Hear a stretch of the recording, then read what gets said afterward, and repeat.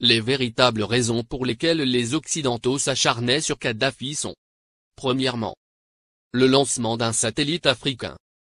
C'est Kadhafi qui offre à toute l'Afrique un satellite de télécommunication et opère la première vraie révolution des temps modernes. Ce satellite assure la couverture universelle du continent pour la téléphonie, la télévision, la radiodiffusion et de multiples autres applications telles que la télémédecine et l'enseignement à distance.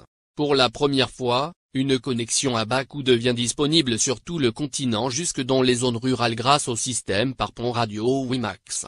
Cette histoire démarre en 1992 lorsque 45 pays africains ont créé la société Rascom, pour disposer d'un satellite africain et faire chuter les coûts de communication sur le continent. Téléphoner de et vers l'Afrique était alors le tarif le plus cher au monde, parce qu'il y avait un impôt de 500 millions de dollars que l'Europe encaissait par an sur les conversations téléphoniques, même à l'intérieur du même pays africain pour le transit des voix, sur les satellites européens comme Intelsat. Un satellite africain coûtait juste 400 millions de dollars payables une seule fois et ne plus payer les 500 millions de locations par an. Quel banquier ne financerait pas un tel projet? Mais l'équation la plus difficile à résoudre était: comment l'esclave peut-il s'affranchir de l'exploitation servile de son maître, en sollicitant ce dernier pour y parvenir? Ainsi, la Banque mondiale, le FMI, les États-Unis et l'Union européenne, ont fait miroiter inutilement ces pays pendant 14 ans. C'est en 2006 que Kadhafi met fin au supplice de la mendicité aux prétendus bienfaiteurs occidentaux, pratiquant des prêts à taux usuraires. Le guide libyen a ainsi mis sur la table 300 millions de dollars, la Banque africaine de développement a mis 50 millions, la Banque ouest-africaine de développement 27 millions, et c'est ainsi que l'Afrique a depuis le 26 décembre 2007 le tout premier satellite de communication de son histoire. Dans la foulée, la Chine et la Russie s'y sont mises, cette fois en cédant leur technologie et ont permis le lancement de nouveaux satellites, sud-africains, nigérians, angolais, algériens et même un deuxième satellite africain est lancé en juillet 2010. Et on attend pour 2020, le tout premier satellite technologiquement 100% africain est construit sur le sol africain, notamment en Algérie. Ce satellite est prévu pour concurrencer les meilleurs du monde mais à un coût 10 fois inférieur. Un vrai défi. Voilà comment un simple geste symbolique de 300 petits millions peut changer la vie de tout un continent. La Libye de Kadhafi a fait perdre à l'Occident pas seulement 500 millions de dollars par an, mais les milliards de dettes et d'intérêts que cette même dette permettait de générer à l'infini et de façon exponentielle, contribuant ainsi à entretenir le système occulte pour dépouiller l'Afrique. Deuxièmement, l'institution d'un fonds monétaire africain entre autres. Les 32 milliards de dollars saisis par M. Obama appartiennent à la Banque centrale libyenne, et prévus pour la contribution libyenne à la finalisation de la Fédération africaine, à travers 3 projets phares. 1. La Banque africaine d'investissement à Sirte en Libye. 2. La création en 2011 du Fonds monétaire africain avec un capital de 42 milliards de dollars, avec Yaoundé pour siège. 3. La Banque centrale africaine avec le siège à Abuja au Nigeria. La première émission de la monnaie africaine signera la fin du franc CFA, grâce auquel Paris a les mains mises sur certains pays africains depuis 50 ans. On comprend dès lors et encore une fois la rage de Paris contre Kadhafi. Le Fonds monétaire africain doit remplacer en tout et pour tout, les activités sur le sol africain du Fonds monétaire international, FMI, qui avec seulement 25 milliards de dollars de capital a pu mettre à genoux tout un continent avec des privatisations discutables, comme obliger les pays africains à passer d'un monopole public vers un monopole privé. Ce sont les mêmes pays occidentaux qui ont frappé à la porte pour être aussi membres du Fonds monétaire africain, et c'est à l'unanimité que du 16 au 17 décembre 2010 à Yaoundé, que les Africains ont refusé cette convoitise, instituant que seuls les pays africains seront membres du Fonds monétaire africain. Il est donc évident qu'après la Libye, la coalition occidentale déclarera sa prochaine guerre à l'Algérie, car en plus de ressources énergétiques énormes, ce pays dispose d'une réserve monétaire de 150 milliards d'euros. Ce qui devient la convoitise de tous les pays qui bombardent la Libye et qui ont tous quelque chose en commun, ils sont tous financièrement quasiment en faillite. Les États-Unis à eux seuls ont 14 000 milliards de dollars de dette, la France, la Grande-Bretagne et l'Italie ont chacun environ 2 000 milliards d'euros de dette publique. alors que les 46 pays d'Afrique noire ont au total, moins de 400 milliards de dollars de dette publique. Créer des fausses guerres en Afrique dans l'espoir de trouver de l'oxygène pour continuer leur apnée économique, qui ne fait que s'empirer et ne fera qu'enfoncer les Occidentaux dans leur déclin qui a débuté en 1884 lors de la conférence de Berlin.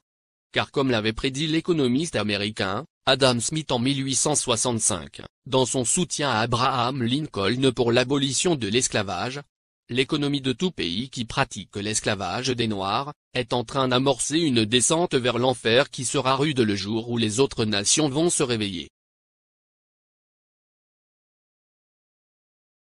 Pour empêcher Mouammar Kadhafi de concrétiser le rêve de millions d'Africains dès 2014, il fallait donc l'éliminer avant, ou perdre le contrôle total de l'Afrique. Voici toute la raison qui guida la France, les États-Unis, la Grande-Bretagne et leurs alliés dans leur campagne contre Kadhafi. Monnaie, Fonds monétaire africain, Banque centrale africaine, télécommunications, transport, États-Unis d'Afrique. Mouammar Kadhafi avait ingénieusement tout planifié, se fixant comme délai l'année 2014 pour la création de la Banque centrale, le Fonds monétaire et bien d'autres encore pour affranchir le continent noir, après un demi-siècle d'indépendance aux allures de paroles suivies d'aucun acte ou de gouverner sans régner. Après avoir émis l'idée en 2000, lors du sommet de l'Organisation de l'Unité africaine, il a obtenu la création de l'Union africaine quelques années plus tard, le guide libyen pousse le bouchon plus loin. Satellite africain et Afriquia, deux idées concrètes pour l'unité. Mouammar Kadhafi pousse ses pairs à acheter un satellite africain pour que l'Afrique ait son indépendance en matière de communication. Il préfinance cet achat avec plusieurs centaines de millions de dollars américains.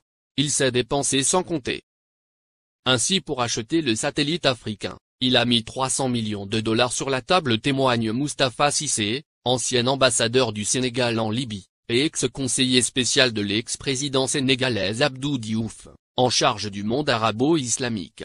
Le guide de la Jamaïria libyenne offrit ainsi Rascom CAF 1, le premier satellite de télécommunication entièrement dédié au continent africain et ses îles.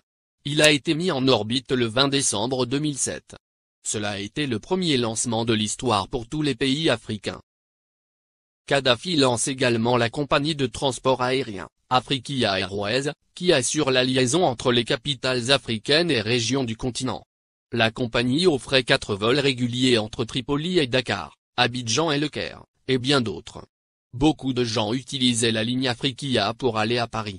Parce qu'on pouvait faire Dakar, Tripoli, Paris, et retour à 400 000 francs CFA, 615 €, ajoute le diplomate sénégalais. Alors Tripoli était devenue une plateforme de communication entre l'Afrique, le monde arabe et l'Europe. La monnaie et la Banque centrale africaine en 2014. Kadhafi avait proposé la mise en place d'une union monétaire africaine, UEMA. Il avait dégagé 30 milliards de dollars pour la création de l'UEMA qui devrait avoir Yaoundé au Cameroun pour siège. Il avait également prévu la création d'une Banque centrale africaine, BCA, qui devrait installer son quartier général à Abuja, la capitale fédérale du Nigeria. Il était question que cette banque africaine commence à émettre une monnaie africaine à partir de 2014. Ce qui ne plaît pas aux Occidentaux, parce que ça nous permettrait de nous passer du franc CFA, et des autres monnaies qui ne font que briser nos économies. Kadhafi avait une politique africaine très dynamique. Du Sénégal au Tchad, en passant par la Guinée, la Côte d'Ivoire, le Ghana, le Libéria, le Bénin, le Togo, le Nigeria, le Niger, le Mali, etc. Le guide libyen a investi des milliards de dollars dans les secteurs agricoles, hydrocarbures, hôtellerie et tourisme, et dans l'équipement. Au Mali, le plus petit investissement libyen est chiffré à 50 milliards francs CFA dans l'industrie hôtelière. Ces investissements libyens dans l'hôtellerie sont estimés à plus de 50 milliards de francs CFA, a déclaré Oumar Balatouré, directeur général de l'Office malien du tourisme. Plusieurs autres centaines de milliards ont été investis dans le secteur agricole. Pour les Maliens, Kadhafi est un homme qui s'est engagé pour la cause africaine. Le Conseil national de transition, CNT, est considéré au Mali comme un organe rebelle soutenu par la communauté internationale. Dès le début de la révolte à Benghazi, et l'entrée de l'aviation étrangère, des associations musulmanes et des partis politiques avaient organisé à Bamako des manifestations de soutien à Kadhafi, dénonçant une invasion occidentale. Le guide libyen a, par ailleurs, dégagé plusieurs milliards de dollars pour la création de banques sahélo-sahariennes au Sénégal, Mali, Niger, Mauritanie, Tchad, et Ceuta, et le rachat de plusieurs compagnies occidentales en Afrique pour réduire leur emprise sur les économies du continent. C'est par exemple le cas de Mobil Oil, du groupe américain, ExxonMobil, qui est devenu Oil Libya dans la majeure partie de la sous-région ouest africaine. La Guinée-Conakry doit sa toute première chaîne de télévision à Mouammar Kadhafi. Il le lui a offert au nom du peuple libyen comme présent au peuple frère de la Guinée en 1979. Il a également équipé l'armée guinéenne, de l'armement lourd aux uniformes des soldats pendant plusieurs décennies. Sans compter un appui financier gigantesque. La vie des Libyens de l'ère Kadhafi. 1. La Libye était le dernier pays sur la liste des pays endettés, la dette était à 3,3% du PIB, en France, elle était à 85%, aux USA à 88,9%, au Japon à 225,8%. 2. L'électricité à usage domestique était gratuite. 3. L'eau à usage domestique était gratuite. 4. Le prix d'un litre d'essence était de 0,08 €. 5. Les banques libyennes accordaient des prêts sans intérêt. 6. Les citoyens n'avaient pas d'impôts à payer, et la TVA n'existait pas. 7. Chaque famille libyenne, sur présentation du livret de famille, recevait une aide de 300 € par mois. 8. Pour chaque étudiant voulant faire ses études à l'étranger, le gouvernement de Kadhafi attribuait une bourse de 1627 € par mois. L'ONU, la France et les USA ont bombardé la Libye pour défendre leurs intérêts, objectif principal, détruire la création des États-Unis d'Afrique.